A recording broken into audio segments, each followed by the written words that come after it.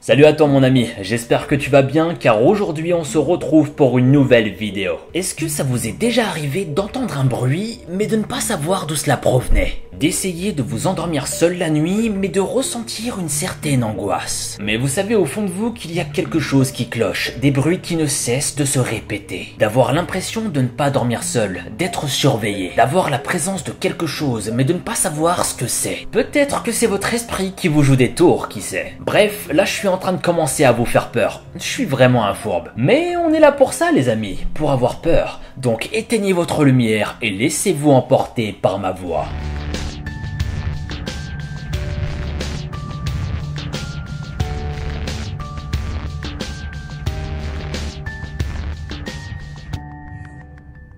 L'histoire que je vais vous raconter nous vient d'un anonyme. Je vais parler à la première personne pour que l'histoire soit plus saisissante. Donc accrochez-vous bien, c'est parti. Je possède un trulot. Une petite maison de pierre en Italie du Sud. C'est une petite bâtisse où la technologie est pratiquement absente. On ne capte pas la télé ni la Wi-Fi. Enfin, un peu de connexion de temps en temps, mais la plupart du temps, il n'y a que dalle. On ne capte que très peu de réseau et l'eau provient d'un puits. Disons que c'est un camping de pierre avec le minimum vital. Une douche, un évier, un frigidaire et une petite piscine. Tout autour, il n'y a que des oliviers et des arbres fruitiers sur des kilomètres entiers. De temps en temps, on croise un fermier qui récolte ses amandes. Pour vous donner une idée de notre isolement, dites-vous que le premier village, enfin la première habitation, se trouve à 7 km. J'y venais tous les étés, et parfois au printemps ou en automne, pour y passer mes vacances avec ma femme et ma fille. Aujourd'hui, je n'y vais plus, et ce depuis 2 étés. Notre dernier voyage fut au cours de l'été 2018. Nous y sommes arrivés au début du mois de juillet, et ma femme a commencé à ressentir quelque chose d'anormal. Elle ne savait pas l'expliquer, mais elle le sentait. C'était comme une sorte de mauvais pressentiment. Pourtant, la piscine était recouverte d'une bâche, la porte fermée à clé et tout à l'intérieur était intact, comme nous l'avions laissé la dernière fois, si ce n'était un peu de poussière sur les meubles. Mais pour vous dire la vérité, son pressentiment, je l'ai laissé de côté.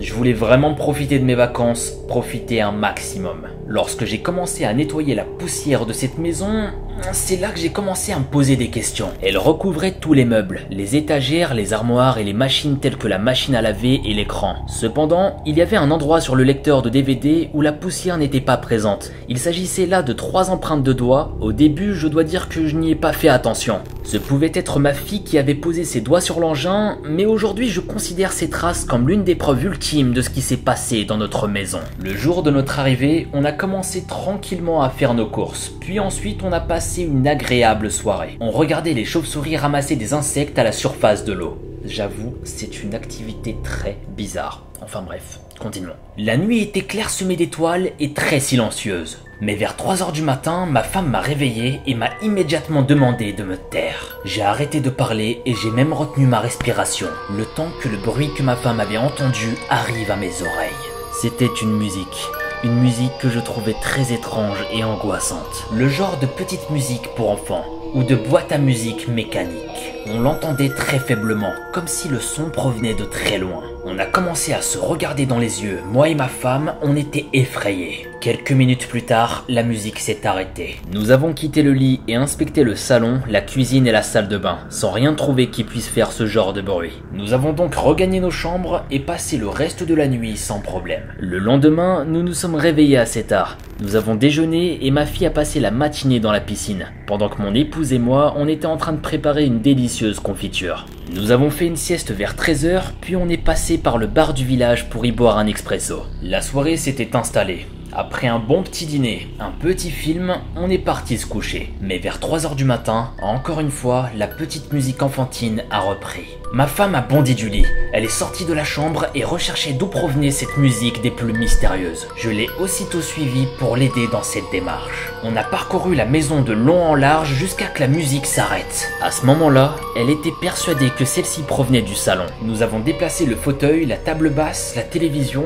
le DVD. On recherchait partout d'où cela pouvait provenir. Au cours de la journée suivante, ma femme a fouillé la maison de fond en comble sans ne jamais rien trouver. J'étais en train de la convaincre d'arrêter de recherchait cette musique. Elle devenait paranoïaque, elle devenait complètement folle à l'idée de trouver cette musique. Ma pauvre femme avait l'esprit tourmenté, elle angoissait. Personnellement, bien que je trouvais ça étrange, je m'en foutais un peu. J'entendais une petite musique de fond, je me disais que c'était pas grand chose et que rien ne pouvait nous arriver. Et puis finalement, pour être franc, je trouvais pas ça si désagréable. Au cours de la nuit suivante, la musique avait repris et ma femme qui n'avait pas fermé l'œil de la nuit s'est précipitée dans le salon. Lorsqu'elle est venue au lit, c'était pour m'annoncer que la musique venait d'en dessous des dalles et qu'elle comptait défoncer le sol avec une masse le lendemain afin de déloger cette putain de musique. Le lendemain, bien sûr, il faisait très chaud pour qu'on entreprenne de tels travaux. Ici, la température peut monter jusqu'à 40 degrés à l'ombre. Chaque mouvement devient très difficile, alors casser un carrelage, n'en parlons pas. On décida de remettre cette opération à plus tard. On a plutôt préféré profiter avec notre fille dans cette merveilleuse piscine. Le soir même, nous avons fait un barbecue et observé les étoiles dans le ciel. J'étais tranquillement dans le jardin à regarder ce somptueux paysage, lorsque ma femme et ma fille ont décidé de débarrasser la table. Puis j'ai aperçu une chose. Une silhouette qui était juste devant moi. Juste à côté d'un arbuste, il y avait une silhouette que je pouvais apercevoir. Mon cœur s'est mis à battre plus fort, ma respiration s'est accélérée, mais je suis resté pétrifié, car à quelques mètres de moi, il y avait une chose qui m'observait, une silhouette qui me regardait. Ma femme est apparue à ce moment-là. J'ai bondi pour lui indiquer l'arbuste où se trouvait la silhouette, puis plus rien, tout avait disparu. Aussitôt, je suis parti à sa poursuite, j'ai accéléré et je me suis engouffré dans la forêt. Ma femme me disait d'arrêter, mais c'était trop tard. Malheureusement, au vu de l'obscurité, je n'ai rien trouvé. Je suis revenu bredouille auprès de ma femme. Et selon moi, il s'agissait d'une petite farce, un petit con qui voulait juste nous faire peur, moi et ma famille. Ce soir-là, nous avons dormi tous les trois ensemble dans le même lit. Lorsque la musique s'est mise en marche, un peu plus tard, j'ai supplié ma femme de rester au lit. Cette musique avait quelque chose de bien plus inquiétant dans ces circonstances. On a fermé les yeux, et quelques heures plus tard, c'était déjà le matin. On s'est levé, fatigué et courbaturé. Piqué de curiosité, j'ai décidé de revenir sur les traces de cette chose. J'ai décidé de suivre les traces que j'ai laissées hier quand j'étais en train de la poursuivre. On pouvait distinguer deux sortes d'empreintes. Premièrement, celle de mes sandales, et deuxièmement, des empreintes de bottes. Outre le fait que l'intrus portait des bottes en été, le plus étonnant demeurait que ces empreintes s'arrêtaient juste après le grillage qui sépare notre propriété aux cultures des voisins. Les pas s'arrêtaient soudainement au milieu du terrain. Aucun arbre dans lequel grimper, aucune propriété dans laquelle s'abriter. Ils s'étaient tout bonnement évaporés, comme s'ils n'avaient jamais existé. Nous avons tout fermé à clé la nuit suivante. Le portail, la chambre d'entrée et la chambre où nous dormions à 3. Encore une fois, à 3 heures du matin, la musique a repris comme prévu. Mais cette fois-ci, c'était encore plus angoissant, encore plus terrifiant. Je me souviens du sursaut de terreur, la porte qui s'est ouverte d'un coup. En revanche, la porte d'entrée était encore fermée de l'intérieur. Rien ne nous avait été volé. Tout était à sa place si ce n'était cette porte, pourtant fermée de l'intérieur, qui était ouverte. La clé était toujours dans la serrure, comme si on l'avait ouverte nous-mêmes.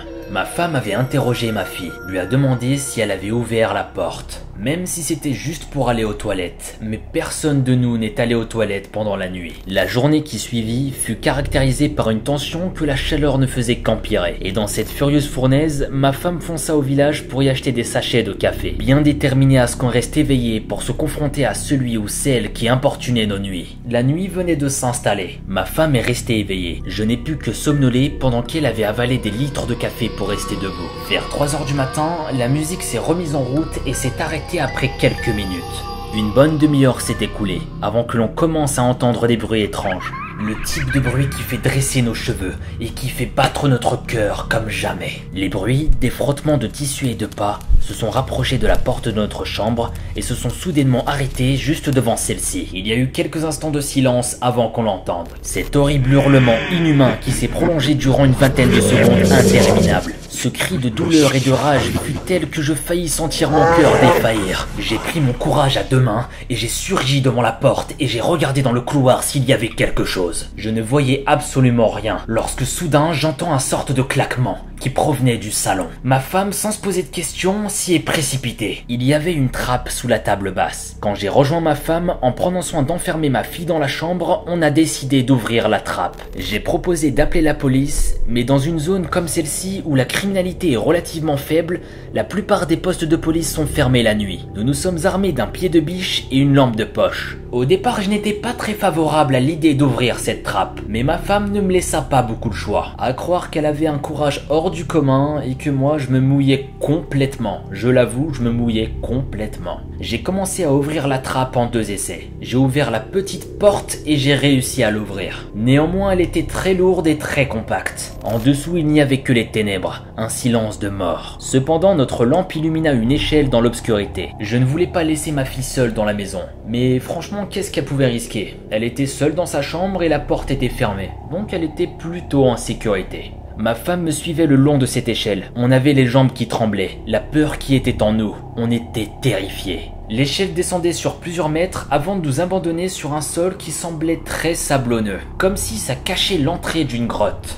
Notre puits descendait dans une nappe phréatique. Peut-être que ce boyau étroit y était connecté. En tout cas, il se prolongeait devant nous dans l'obscurité et le silence. Notre lampe torche n'éclairait que le vide devant nous et les parois de pierre. Du moins durant les premiers 20 mètres. Ensuite, le boyau s'étirait pour former une pièce. Le faisceau de la lampe a éclairé des murs rouges avec des écritures noires écrites dessus. Des mots dans une langue que je ne connaissais pas et des symboles effrayants. Plein de petites choses qui pouvaient nous faire penser à des sectes. La pièce était connectée à 4 autres tunnels obscurs. Et puis la lampe a illuminé la statue. Ma femme a sursauté. Elle a mis ses bras autour de moi lorsqu'elle a vu cette énorme et terrifiante statue. Les jambes couvertes d'un drap, le torse nu, sa tête était celle d'un bouc. Sur son torse était peint en rouge un pentacle. Et à ses pieds, au centre d'un autre pentacle, il y avait une autre chose. Une chose qui m'inspira plus de terreur que la statue. 3 poupées rassemblées.